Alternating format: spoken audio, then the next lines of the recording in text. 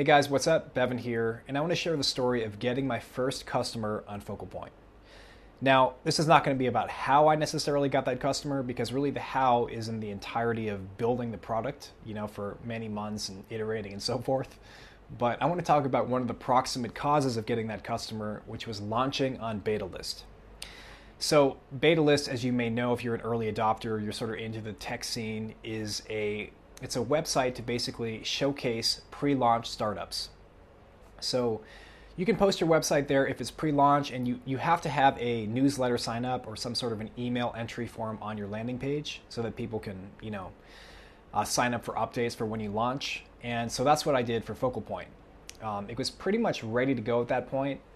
I just had a few more tweaks I wanted to make, so I posted it up there, and it cost I think it was $129, something like that. And within a few days, it was featured on their site. Their email blast went out, the Twitter feed went out, and from that, I got a little over 400 signups to the newsletter. Now, that was a lot more than I was expecting. I was expecting something like, I think they say to expect 50 to 500. So I thought, okay, if I get 150, I'll be pretty happy. And up until this point, I didn't really know how my product was going to be perceived by others. I'd given it to a few friends and they've been using it enthusiastically, but your friends of course are going to be supportive of you. So, well, maybe not necessarily, but mine were, so thank you, good friends. But and when you're working on this product full time, or at least a lot of the time, which I was, it plays tricks on you. It's just, you don't have perspective on it. So I kind of wanted to lowball myself too, so that's why I was expecting 100 to 150 signups. But anyway, when 400 came in, I was very happy. 8 or 9 days after that, I actually launched the product, so I emailed everyone and told them they could sign up. In hindsight, I should have done that way sooner, and I think that actually cost me some users by not doing it sooner. But live and learn. Next time I'll definitely have it ready to rock right after they sign up. Anyway, out of those 400, a little over 100 ended up converting as users. So I emailed them, I said it was ready to go. I reminded them of what the product was because they're getting emails every day. So I did not get all those 100 users initially. I think after the first email blast to those users, that list of 400 people, I got maybe 30 something users to sign up. And it took a few more days and actually a few more emails to that initial group to recruit over 100 users from that list. And so that's how I got my first batch of users, which was really great because they generally provided very useful feedback. I mean, all feedback is useful. Not everyone provided feedback though. But just getting people on the site, seeing how they used it, looking at the analytics, seeing, where people are dropping off, what's confusing for people, was invaluable. At that stage, I turned my focus back to the product, refining it, interacting with users, asking them questions, which a lot of the time is ineffectual because they just won't answer. But you take what information you can from whatever sources, whether their behavior, what they're saying, or whatever, and you sort of incorporate that into the product the best you can.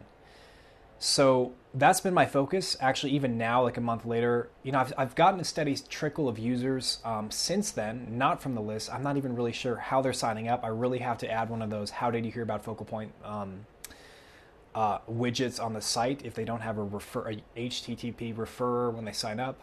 But I've been lucky to have a steady stream of users, so I can get a rough idea as to whether my improvements have been increasing engagement or not.